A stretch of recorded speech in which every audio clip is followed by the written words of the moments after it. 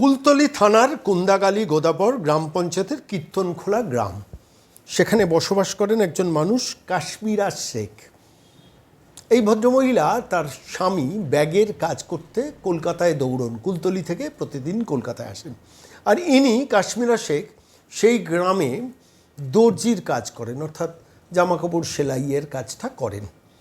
ছাপোষা অত্যন্ত নিম্নবিত্ত পরিবার, সেই নিম্নবিত্ত পরিবারের সংসার চলে কোনো ক্রমে।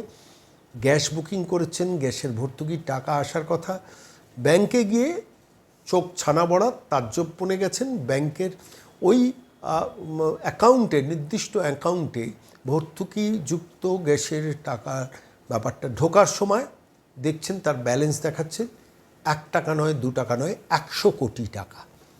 খবরটা কি জানতেন? আমার কাছে মনে হচ্ছে খবরটা অবশ্যই বলার মতো খবর। তার কারণ এটা কি শুধুমাত্র ব্যাংকের ত্রুটি, শুধুমাত্র ট্রানজ্যাকশানের গণ্ডগোল, শুধুমাত্র কি কোনো ফর্জারি লুকিয়ে রয়েছে, নাকি কোনো টেররিস্ট গ্রুপের অ্যাক্টিভিটিও লুকিয়ে আছে? জানি না, সেটা জানা যাবে, তদন্ত হলে জানা যাবে। কিন্তু মহিলার অ্যাকাউন্টটি এই মুহূর্তে বন্ধ, অর্থাৎ ডে টু ডের খরচ চালানোর জন্য যে টাকা ব্যাংক থেকে তিনি তোলেন, কাশ্মীরা শেখ আর সেই টাকা তুলতে পারছেন না।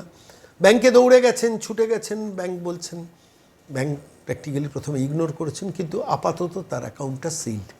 তাহলে কে ঢোকালো টাকা? তাহলে এই বাংলায় আপনারা জানেন ইতিমধ্যে টেররিস্ট ধরা পড়েছে বর্ধমানের রেনেসা হাউজিং থেকে। ফলত স্বাভাবিকভাবে পুলিশের নজর রয়েছে সর্বত্র, এবং স্বাভাবিকভাবে কোনো ব্যাংক অ্যাকাউন্টে, কাশ্মীরা শেখের ব্যাংক অ্যাকাউন্টে, একটা অত্যন্ত নিম্নবিত্ত পরিবার, গরিব মানুষ, তার পরিবারের অ্যাকাউন্টে যদি আচমকা 100 কোটি টাকা ঢোকে, তাহলে তো রহস্য অনুসন্ধান উন্মোচন করা দরকার। এবং আমার নিশ্চিত বিশ্বাস রাজ্য পুলিশ ইনভেস্টিগেট করছে। কি আপডেট হয় সেদিকে তো নজর থাকবে। কিন্তু কাশ্মীরা শেখের অ্যাকাউন্টে শেষ পর্যন্ত 100 কোটি টাকা, ভাবার মতো বিষয়। ঈশ্বর করুন টেররিস্ট অ্যাক্টিভিটি না সংযুক্ত থাক। ভুল করে যদি ব্যাংকিং ট্রানজ্যাকশানে 1 কোটি টাকা শো করে সেটা তো অন্য কথা, ব্যাংক হয়তো সংশোধন করে নেবেন, কিন্তু তদন্ত হওয়া দরকার। এবং প্রত্যেকে আপনারা যারা এই প্রতিবেদন খবরটা কি জানতেন সেগমেন্টে দেখছেন, নজর রাখবেন আপনার অ্যাকাউন্টে কোনোভাবে যদি অতিরিক্ত অর্থ কোথাও ঢোকে, অবশ্যই ব্যাংক কর্তৃপক্ষকে জানাবেন এবং প্রশাসনিকভাবে প্রশাসনকেও জানাবেন।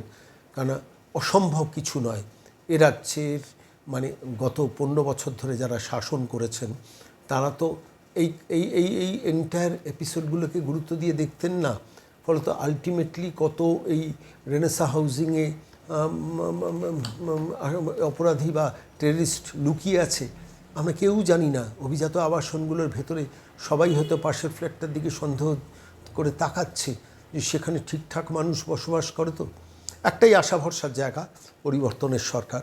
ফলে পুলিশ প্রশাসন কোনোভাবে ছাড় দেবেন না, যেমন ছাড় দেবেন না কাশ্মীরা শেখের এই অ্যাকাউন্টে কীভাবে ঢুকলো 100 কোটি টাকা।